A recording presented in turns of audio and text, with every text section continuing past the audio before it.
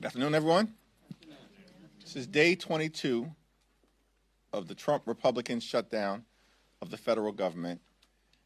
And Republicans have shown zero interest or capacity to reopen the government, enact a spending agreement that meets the needs of the American people, or address the health care crisis that Republicans have created.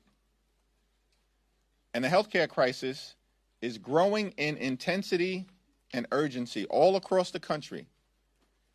We now have visibility into 13 different states, including most recently Florida,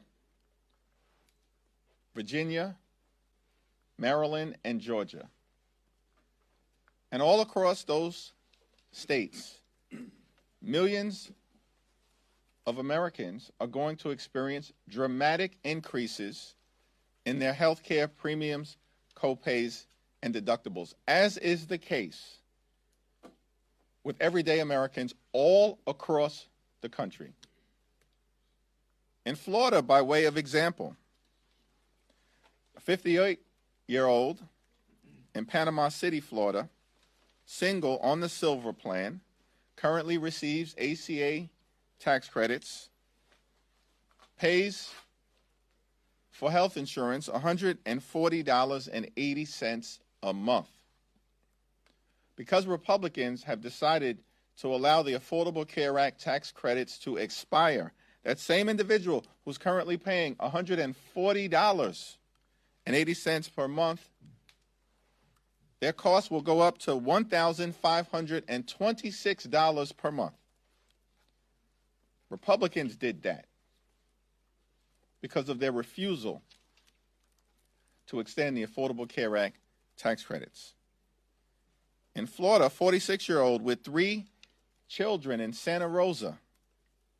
We now know this family, currently on the Bronze Plan, actually, as a result of the tax credits that they receive, does not have to pay any additional amount to receive their health insurance. But if the Affordable Care Act tax credits are allowed to expire, that same family, 46-year-old with 3 children, in Santa Rosa, Florida, will have to pay $2,360 per month. That is north of $25,000 per year.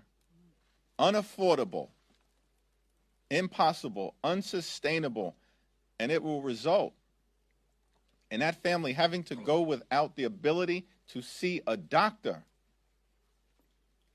when their children get sick. The Republican health care crisis grows worse by the day, and yet Republicans remain on vacation for the 4th consecutive week. Donald Trump is once again preparing to fly out of the country. The East Wing of the White House is being demolished so that Donald Trump can construct a ballroom where he will be celebrated like a king. And at the same time, Trump is trying to rob taxpayers of $230 million to continue to line his pockets. And yet Republicans have zero interest, none, in addressing the health care crisis that they've created, which is devastating people all across the country. It's now my honor to yield to the distinguished whip, Katherine Clark. Thank you so much, Mr. Leader, and good afternoon, everyone. We are so grateful to you for your courageous leadership and grateful that you are safe and secure. Republicans have controlled Washington for 275 days, and we are 22 days into this shutdown. And through all the chaos, there has been one constant, one theme at the heart of their budget and their shutdown and their health care crisis. They seek out and target the most selfless and the least privileged Americans. They always go after those who have already had to sacrifice. Americans working a second job to keep their kids fed. Americans who have chosen to serve in uniform or as civil servants. Americans who are caring full time for their loved ones. It's working parents on Medicaid. It's sick children who need home care. It's veterans who rely on the Affordable Care Act. Those are the people that Republicans expect to get by with less. It's never the billionaires. It's never corporations. It's certainly never themselves. Because what does Donald Trump expect for himself? What do you see him talking about when you turn on the news? A luxury plane, a gold-plated office, a new ballroom, and now a literal monument to himself. All as 1 million children are about to be kicked off of Medicaid. Another million will see their family premiums double or even triple. And Republicans are complaining about the Peace Prize that Trump didn't get, about camera angles and escalators, acting like somehow they are the victims, while they victimize the most innocent and vulnerable people, hard-working Americans. Republicans choose to go on vacation. That's not an option for the American people. The bills come due no matter how hard they work. So our message to the Republicans remain the same. Come to work, come to DC, sit down with us, negotiate, end this healthcare crisis, and end this shutdown. And now it is my great pleasure to yield to our caucus chairman, Pete Aguilar. Thank you, Whip Clark. Thank you, Leader Jeffries. Before I talked about the shutdown in healthcare, I did want to touch on the terrifying threat that Leader Jeffries by someone convicted from January 6th. As a member of the January 6th committee, we deposed, we interviewed a number of individuals who were summoned here to the Capitol that day. And to see Donald Trump pardon 1,500 individuals, what did you think was going to happen? These are individuals who had violent criminality in their past, and we have seen that carry forward now. And this is what happens when you release violent felons. By the way, some of them in their past had issues as child molesters and crimes against children, and we're putting these people back across the country. Following the recent horrific acts of political violence on people of both parties, we should do everything in our power to lower the temperature and keep our communities safe. And that's why I was disturbed by Whip Emmer's comments, in particular when talking about individuals who went to rallies, essentially calling American supporters of the Democratic Party supporters of terrorism. That rhetoric at the highest levels in this building and across our government isn't just untrue, it's dangerous and poses a threat to our political leaders, and that needs to stop. On the shutdown, for more than a month, Republicans have been on vacation while hardworking families are left to ask, what's next for me? What's next for my family? How will we afford health care? How can we pay our bills? And it's unacceptable that Speaker Johnson has had us in session since they passed the One Big Ugly Law. 20 days, I think, since then. Over 100 days have lapsed in the calendar, and we have been in session about 20. This is shocking. Then it's unacceptable that, and the American people see this. They can't show up for work 20 days over 3.5 months and expect to get paid. They're using this time to hide from their responsibilities. To carry, and they have chosen to carry forward unpopular health care policies. Even when Republicans like Marjorie Taylor Greene, Kevin Kiley, Beth Van Dyne have all said that Republicans should be in D.C. working. And even Leader Thune says it's time for House Republicans to consider coming back into session. The American people are smart. They know who will make their lives better. They know who is looking out for their costs and who wants to lower the costs that they face. And they know Republicans who control the White House, the House, and the Senate have the power to undo the damage that they've caused with this healthcare crisis. Democrats aren't giving up. If anything, we're more motivated and focused on our work ahead to protect Americans' healthcare. It's time for Speaker Johnson and House Republicans to join Democrats in finding a solution to reopen government and address this healthcare crisis that they've created. The American people are waiting. Leader Jeffries. Thank you, Pete. Thank you, Catherine. Questions? Has Speaker Johnson reached out to you at all since the January 6er made a threat on your life? No. Thank you, Mr. Leader. At this point, do you think a new CR is needed past that November 21st date? And if so, what would be an acceptable end date? And would it have to be paired with some type of vote on an ACA extension? What we need to occur right now is what Democrats have maintained from the very beginning. At this point, we need to reopen the government.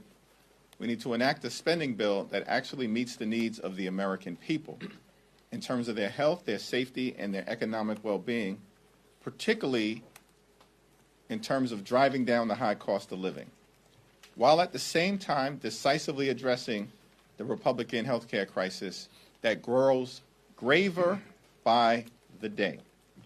Our position over the last several weeks has remained consistent. Cancel the cuts, lower the costs, save health care, address the urgency of the expiration of the Affordable Care Act tax credits. This is not a partisan issue. And that's why we've seen Democrats and now many Republicans, traditional conservatives and right-wing conservatives like Marjorie Taylor Greene, all acknowledge what Democrats have been saying for weeks, which is that the Congress needs to act to extend the Affordable Care Act tax credits to prevent tens of millions of Americans from experiencing dramatically increased premiums, copays, and deductibles. Those increases will devastate the American people. It's unacceptable. And House Republicans need to cancel their vacations, get back into town so we can do the business of the American people. Thanks. Back. Thank you, Leader Jeffries. Do you have a response to Trump refusing to meet with you and Leader Schumer until the shutdown's over? Donald Trump has spent more time on the golf course than he has in talking to Democrats on Capitol Hill to reopen the government, to enact a spending agreement that's bipartisan, and to address the Republican health care crisis. His behavior, unpresidential, unhinged, unpatriotic, un-American, throughout this process, speaks for itself and makes clear that Republicans shut the government down and have had zero interest in opening it up. Why? Because they'd rather inflict this kind of pain on hardworking federal civil servants and the American people than provide health care that's affordable to everyday Americans, working class Americans, and middle class Americans. Catherine, Pete? Yeah. Good.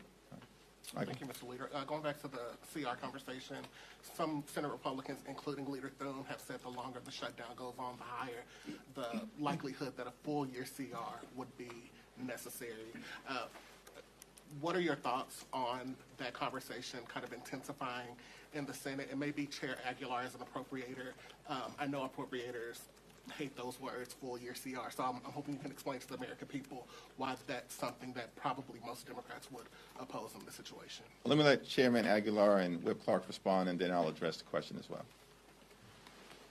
Well, just a reminder, Whip Clark is an appropriator on leave, by the way, in her leadership capacity.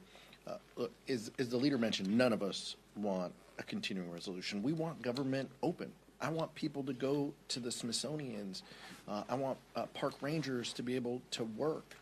All of this is so incredibly important, and it's why Democrats have been very clear we want government to open. But that takes both parties. That takes Democrats and Republicans. And what frustrated me is, as you heard before, Michael, in the caucus press conferences is each time Republicans carried a bill in appropriations, they did it in a hyper-partisan environment. And what do I mean by that? They marked to a number, they used numbers that Donald Trump wanted, that they knew the Senate wasn't going to support, that they knew didn't have bipartisan support, and yet they carried forward. And Tom Cole, a well-meaning person, executed this strategy, knowing full well it was a waste of time. And what happened as a result? We wasted months when we could have been negotiating, when we could have been working to find common ground in a bipartisan way on actual funding bills. The deadline of September 30th has always been the deadline. It's always been the end of the fiscal year. It seems like House Republicans just maybe tuned in, week 2 of their vacation to figure this out. We knew this in April. We knew this in May and June. And it's just incredibly unfortunate that House Republicans wasted time when they could have been working in a bipartisan way. And our hope, our focus, our goal, we don't want to continue resolution for 14 months. I know the chairman of the Ways and Means Committee just mentioned that. We want actual government open. We want actual funding bills. But we want those done in a bipartisan way. The American people want that. They want us to address this healthcare crisis. It seems like House Republicans and Senate Republicans are the only ones who haven't realized that yet. Yeah, it is amazing to me that the new conversation is, well, what's the length of the next CR? Let's back up to where we are today. We are in the 22nd day of a shutdown that is completely avoidable. By coming to the table and talking about the American people, and that what they promised, what the Republicans promised, and the president promised on day one, we're going to help lower your costs. And everything has been made harder and more expensive. So come to the table. Why are you talking about the length of a CR? Come to the table and negotiate with us. End this healthcare crisis. Help the American people.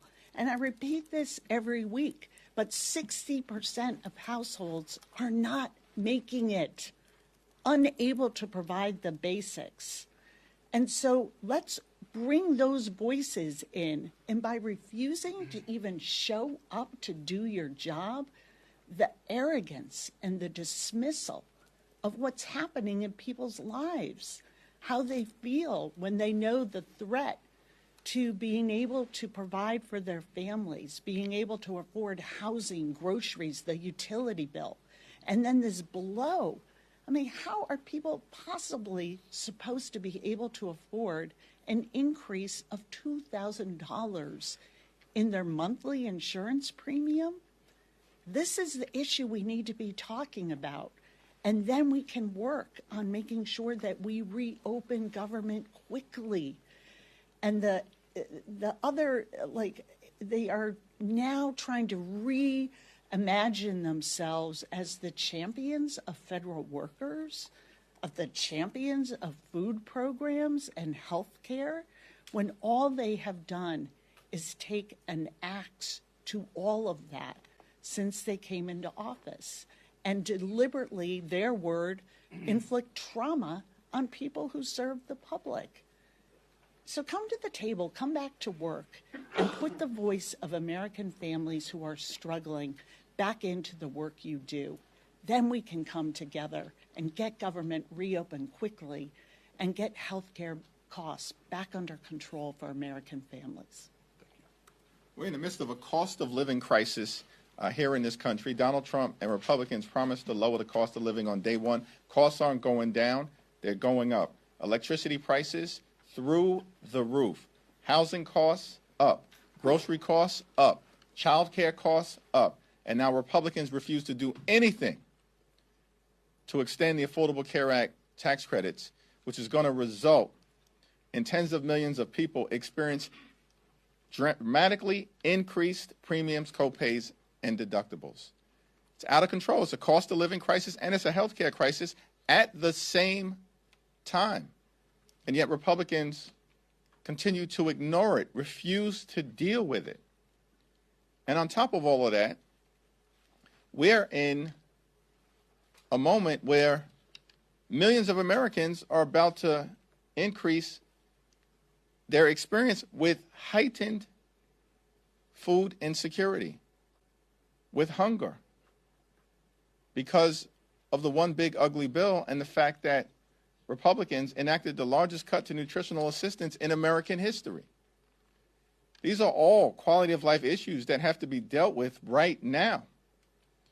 And yet Republicans want to talk about process and their my way or the highway approach, their take it or leave it approach, which is what they've been visiting on the American people this entire year in terms of their extremism. And it's all unacceptable. Just come back to work. Let's sit down. Let's negotiate a bipartisan agreement. Let's reopen the government. Let's address the high cost of living in the United States of America. Let's address the hunger that you're creating. And of course, let's address the Republican health care crisis. Thanks. Mr. Leader, given the rampant misconduct we're seeing among immigration agents, most recently on Canal Street yesterday in Chinatown, New York City, do you think eventually ICE should get the Doge treatment? We've all been very outspoken as it relates to the out-of-control behavior unleashed on law-abiding immigrant communities by mass agents hiding their identity and far too often violating the rule of law, often directed at people who are American citizens. And it's all unacceptable. And it's one of the reasons why the American people have turned on Donald Trump and Republicans with respect to their extreme immigration policies. We should be holding the Department of Homeland Security accountable for the overreach and the extremism that they're being subjected to in terms of what the American people are experiencing. And yet, we're seeing none of that accountability coming from Republicans. That's unfortunate, but Democrats will continue to make the case to the American people that this is all abnormal, so much of it is unlawful, and it's got to stop. Mr. Jeffries, thank you. Good afternoon. Can you or Ms. Clark allude to this question about using the health care subsidies and using the end of government funding as an inflection point? The idea that in the minority you don't have many opportunities to say, okay, here's what we want, here's what we need.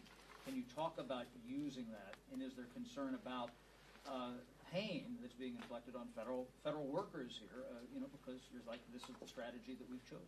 No, our position is not about strategy.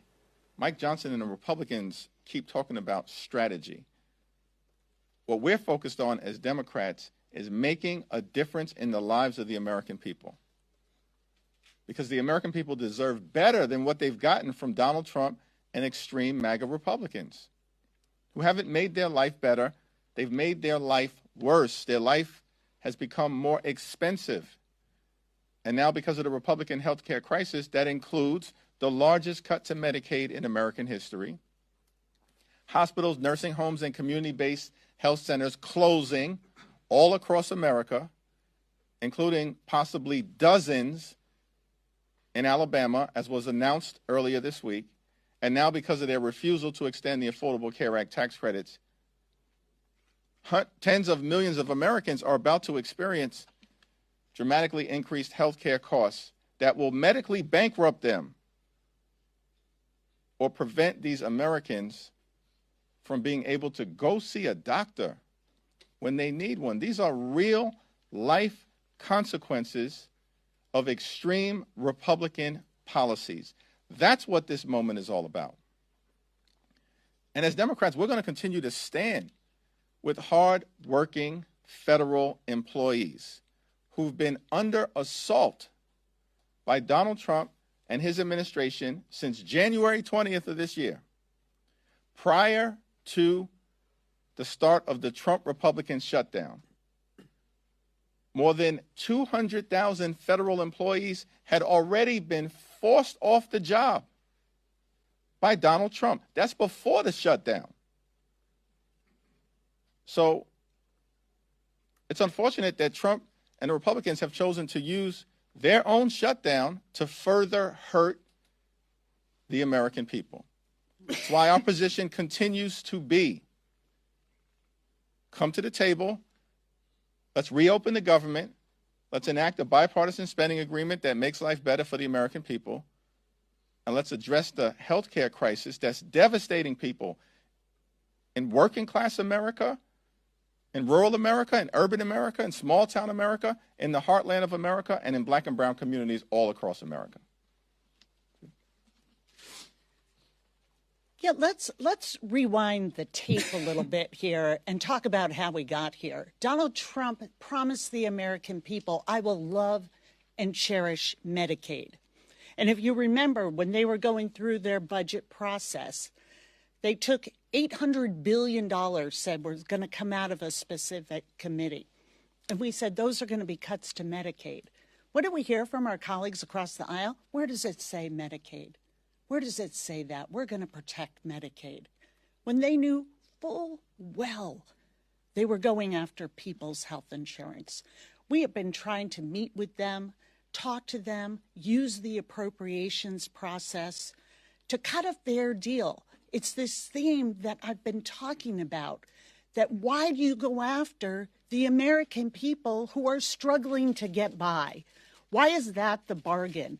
That we are going to pay for tax cuts for the very wealthiest of Americans and corporations with the hard-earned dollars of the American people who want and are entitled to be able to afford health insurance.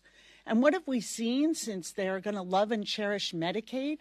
Dramatic cuts, $1 trillion, 15 million people at risk of losing health insurance, $500 billion out of Medicare, these cuts to the ACA, taking away the tax credits that keeps premiums affordable for people. And all for what?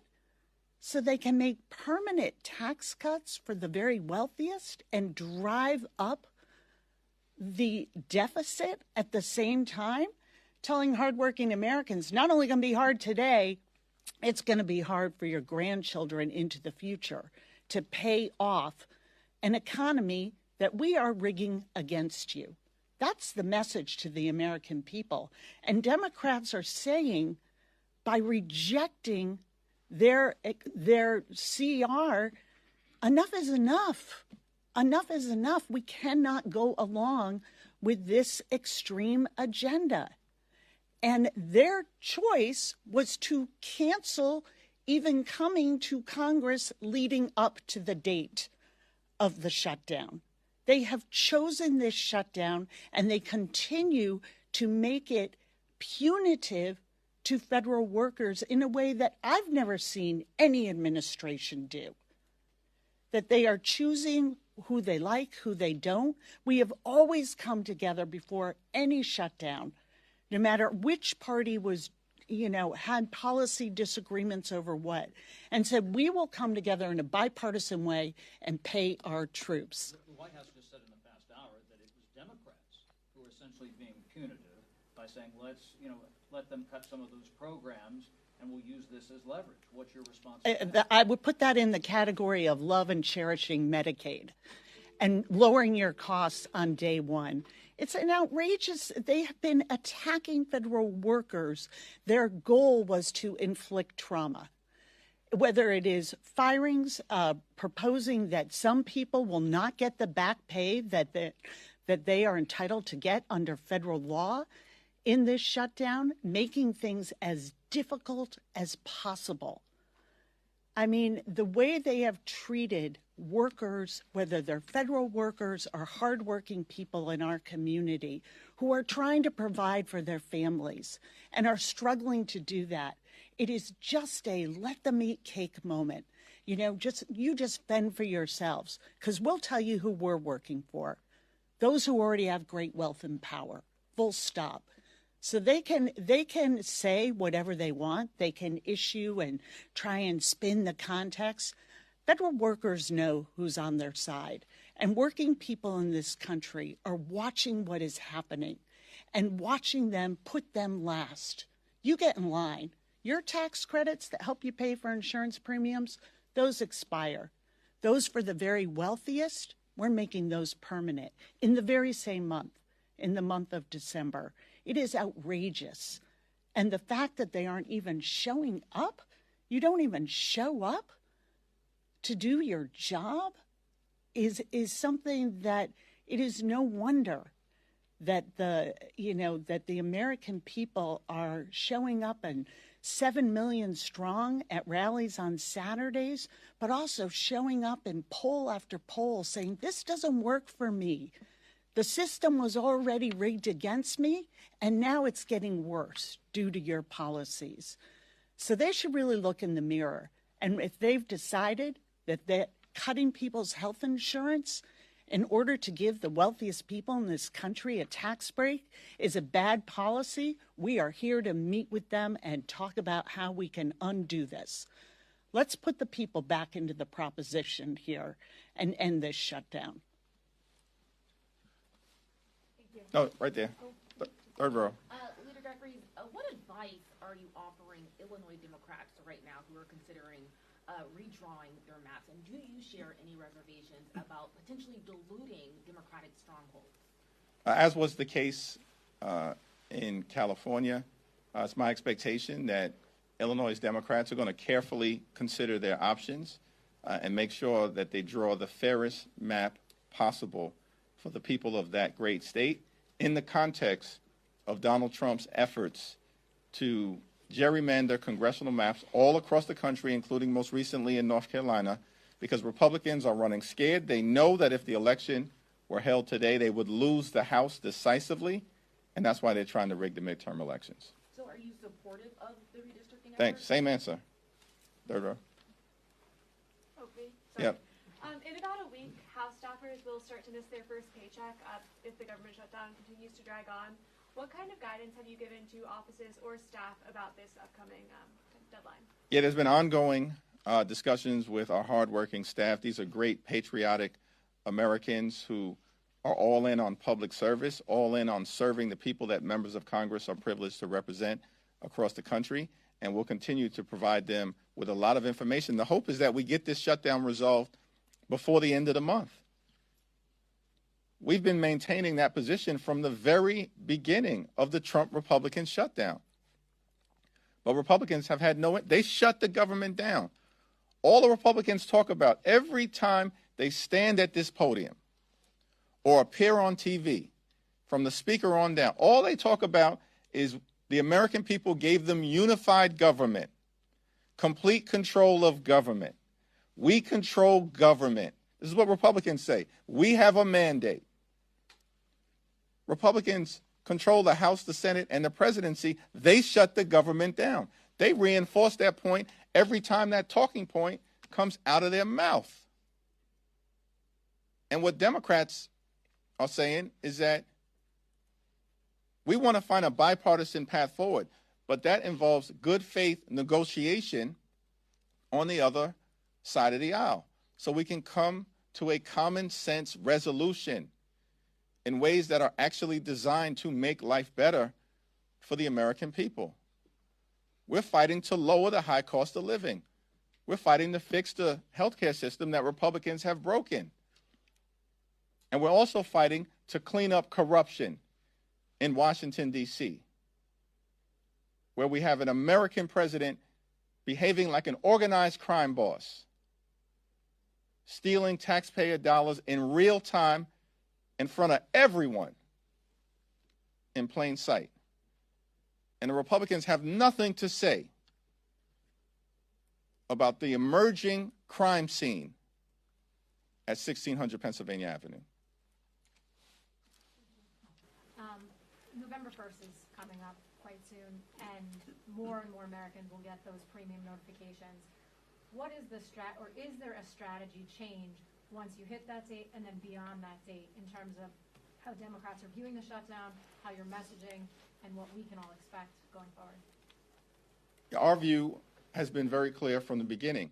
One of the reasons why we need to act decisively and need to act now as a Congress to address the Affordable Care Act tax credit issue is because notices are going out to millions of people right now as we speak across the country, frightening them to death when they see that their premiums are about to increase, in some instances, by more than $1,000 or $2,000 a month.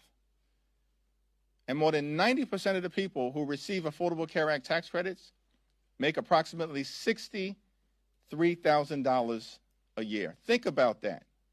How can you possibly afford premium increases of more than $1,000 or $2,000 a month? And as open enrollment starts on November 1st, more and more Americans are going to realize the urgent need for Congress to act decisively, as Democrats have been saying for weeks. But Republicans continue to bury their heads in the sand because they'd rather keep the government closed than provide health care that's affordable to working class Americans. Thank you so much. Can you just speak to some of the programs that Democrats want funding for in the $1.5 trillion list of demands? We've heard things like $13.4 million for civic engagement in Zimbabwe, $3.9 million for LGBTQ democracy grants in the Balkans, things like this.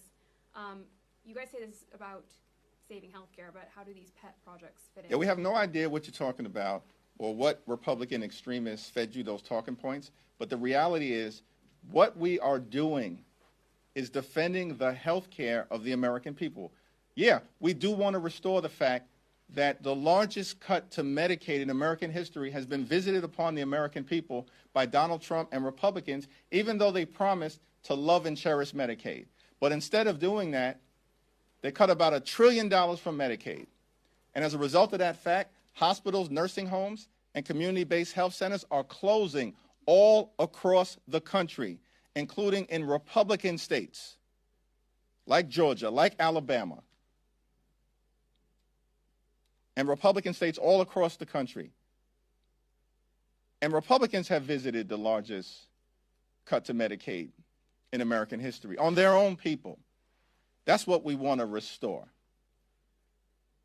We want to avoid the fact that because of what Republicans did in their one big ugly bill, what they did is to trigger the possibility of a $536 billion cut to Medicare, because Republicans have put a bullseye on Medicare and Social Security since those earned benefits were created. And yet we have a problem with the fact that Republicans want to devastate the Medicare of the American people. And why did they do that? Why did they cut Medicaid by almost $1 trillion? Because they want to reward their billionaire donors with massive tax breaks. And they made those massive tax breaks permanent, while at the same time can't even be bothered to extend Affordable Care Act tax credits for working class Americans who are about to experience dramatically increased premiums, copays, and deductibles. The American people know that Democrats are fighting for them, for working class America, for middle class America, and for everyday Americans, and that Republicans continue to show up for the wealthy, the well-off, and the well-connected. Yep. We've got a new congresswoman from Arizona. Speaker Johnson keeps saying that his antics and stunts, whatever you're doing, and he says the new lawsuit is for national publicity. Would you care to comment on that? Well, let me yield to Katherine and Pete as well. I had the opportunity yesterday to stand with Jamie Raskin and Congresswoman-elect Adelita Grijalva after Democrats tried for the 5th time to be recognized so that Representative-elect Adelita Grijalva could be sworn in. 4 weeks have passed since she was elected. And the reason why Mike Johnson and House Republicans refused to swear in Representative-elect Adelita Grijalva is because they want to continue to hide the Epstein files from the American people. That's crystal clear at this point in time. There is no other reason that this has dragged on this long when extreme MAGA Republicans who were elected out of the state of Florida underperformed in those elections, by the way, dramatically, as Republicans have been doing all across the country, and as we'll see in New Jersey, in Virginia, and in California in under 2 weeks. Those two extreme MAGA Republicans, these are individuals who aren't even qualified to serve in the people's house. Let's be clear about that. And yet Mike Johnson decides to swear them in less than 24 hours after these extremists are elected to the House of Representatives, and now 4 weeks have passed. The reason why they continue to unlawfully block the swearing in of Adelita Grijalva is because they are actively hiding the Epstein files from the American people, and they're protecting someone clearly: the wealthy, the well-off, the privileged, and the well-connected. Katherine? Pete? Yeah, I mean, I just think this is so shameful that someone who won with 70% of the vote. By the way, the vote total that she had was a larger percentage than the two Republicans that they swore in.